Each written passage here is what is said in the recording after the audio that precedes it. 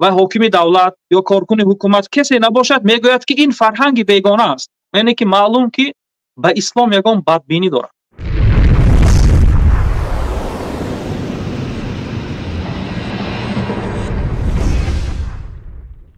لباسهایشان را از پایین کرته‌هاشان درآورده سرهای خود را محکم کردند.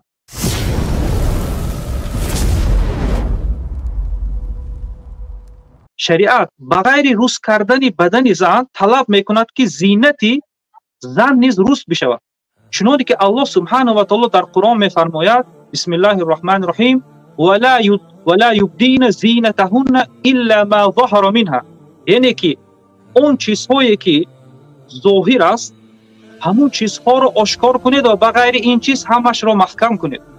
پیامبر صلی الله علیه و سلم گفتند و چی چیز آشکار شدنش ممکن؟ فقط کف زن و روی زن، یعنی که دیگر همه چیز این جایی که عورت، این جایی که زینت زن بمیدارد.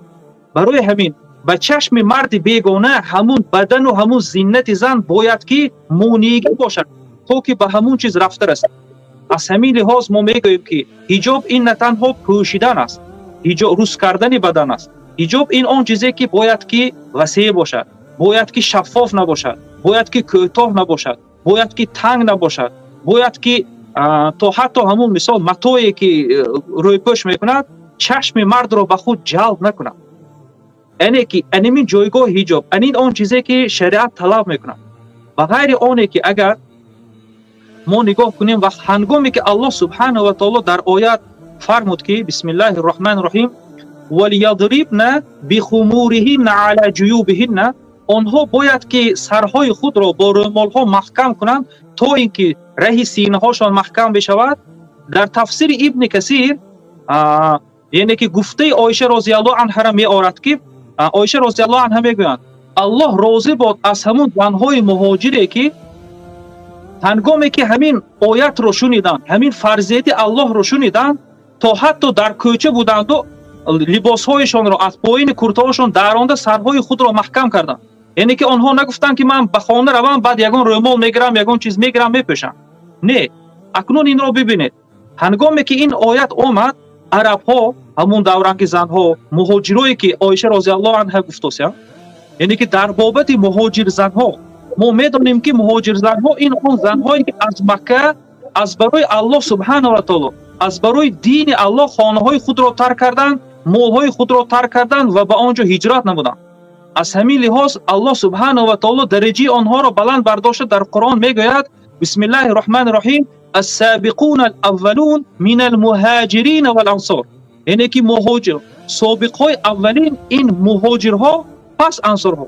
یعنی که همین مهاجر زنها هنگامی که الله سبحانه و تعالی آیت حجاب را فرض گردان، پوشاندن روز کردن سرها رو و جلباب پرتافتن رو فرض کرد، ما دید میبینیم که آنها تا همین دم این تنظیم را نداشتند، این لباس را نداشتند.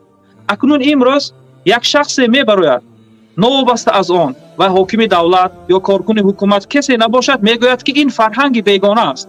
کسی که این لباس را پوشد و عرب پرست شده ایستاده است و فرهنگ عربی را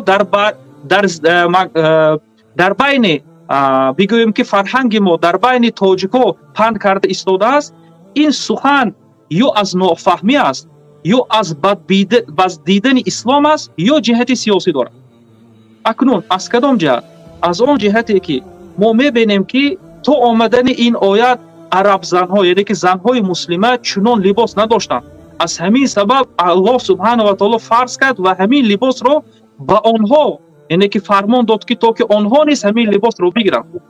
برای همین کسی که میگوید که این لباس عرب ها یا اینکه عرب پرستیش او خطا کرده ایستاده است و معلوم که او نه احکام شرعی را میداند نه سبب نزول این آیات ها را میداند.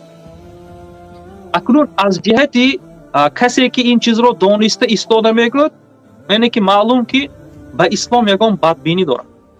جهت سیاسیش نیست هست که ممکن کسی برای مقصدهای غرضی سیاسی خود این موضوع ها را برداشته ایستاده، این فشارها را نو به نو برداشته ایستاده به همون مقصدهای خود رفته ایستاده است. والله اعلم بالصواب. بارک الله.